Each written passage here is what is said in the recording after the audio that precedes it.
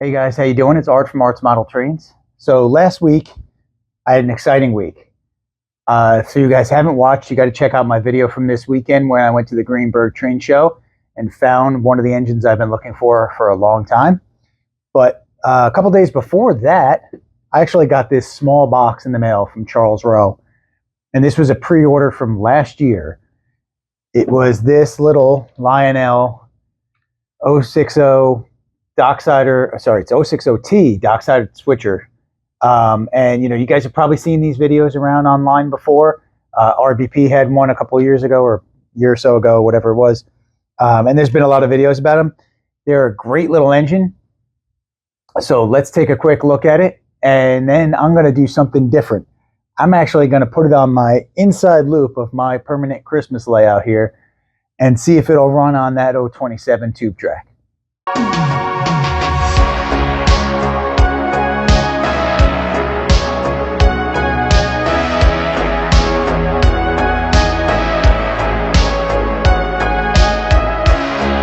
All right, so I'll bring you guys in closer in a minute to take a look at it, but let's just talk about what you get in this package. First of all, if you look at this package, this is a very small engine, really compact, really nice glossy finish. And once again, I'll bring you in closer so you can see it.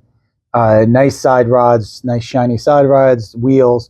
But this is Lionchief Plus 2.0, so not legacy, but it does have fan-driven smoke, TMCC, Bluetooth, the 5 bells, the 5 whistles, all that kind of fun stuff built in here. Crew talk, and tower comm as well. So I run my layout right now on TMCC, so I have it set up to run on TMCC. But I have, run engines on Bluetooth before. It's really great. I have the Lionchief Universal Remote. You can use that with this. Many different ways to use this, obviously conventional as well. And it's a great little engine for this size and price point. You get a lot out of that, right? That weight that I've been just talking about a few times, obviously. And if you watch RBP's video, he'll show you how many boxcars this thing can pull. But I think what's really cool about this is it's different. It's so different, right? Like I have Challengers and big boys and, diesels and things like that. But this is just a different type of engine. It's a lot of fun. It's almost like Thomas, right? Except it's not Thomas, so it's more like Thomas for the adults, I guess. And it's just fun to put on the layout. I have it running with some modern stuff up in one of the inner loops the other night. I'm going to put it, like I said, on this O27 track and see if it works. You can use it in so many different ways by controlling it, but also on so many different configurations of track, large or small, that I think it's just a lot of fun to play with. And I have to tell you, my older son has now made this his favorite engine. Just a lot of fun to play with. The tower comm and the crew talk are a little weak, and I'm playing around with adjusting the volume settings to try to get that right. But they're a little weak, a little tinny. You can kind of barely make it out sometimes. But the whistle and the bell are as advertised. They're fantastic. So really cool little engine. Let me get it on the track, put some cars against it, and bring you guys over closer so you can take a look, and then we'll see if we can get it running on this O27. Okay, so I got you guys a little closer. There's no power on the track yet, but you can just see what I was talking about before. The glossy finish looks fantastic. Now, I got the New Haven version, and there were a few others, and I believe there was an Erie that had a red roof and some other neat detailing to it, but I just am partial to New Haven, so I went that way. Nice little fake co-load in the back there. There are figures in the crew figures in the cab, and some nice detailing up front.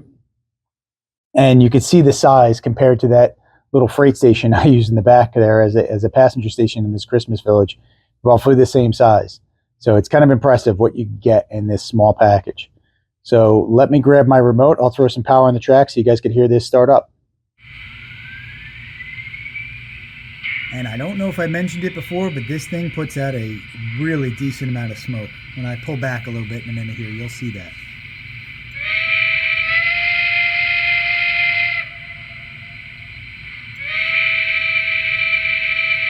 Like I said, great little horn there. Let's see the bell. What I like about the bell is you can kind of hear it swinging back and forth, so it's not a consistent little chime. Dispatcher, air test is complete. Can I move? All right, let me pull back a little so you can see that smoke, and then we'll get it moving.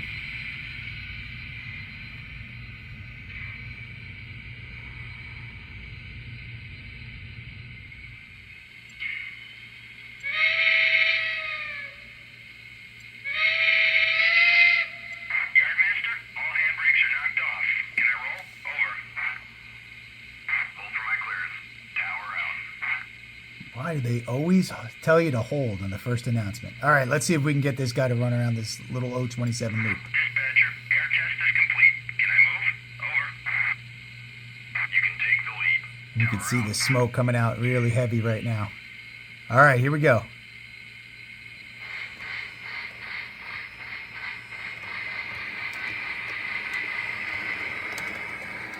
All right, successfully through the first turn. Across the back. Now let's see, this is a long sweeping turn here. Let's see how it does. Looks like it loses a little traction through the turns, but it does a great job. I don't have it pulling a lot of weight right now, just because I wanted to make sure it could get around this track.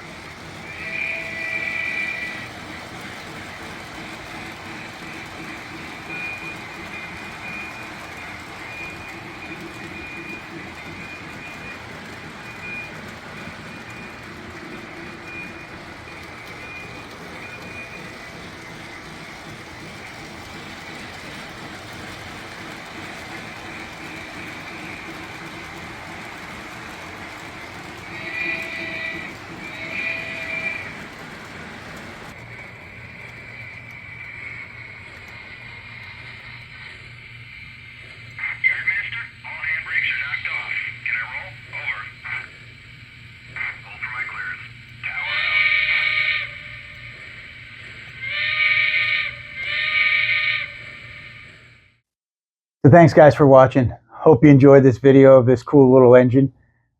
Leave me a comment. Let me know what you think. If you guys want to pick one of these up. They did go really fast last time they came out. I have not looked to see if there's any in stock anymore at the stores I usually shop at, but I picked mine up from Charles Rowe. Pre-ordered it last year along with a couple of other things.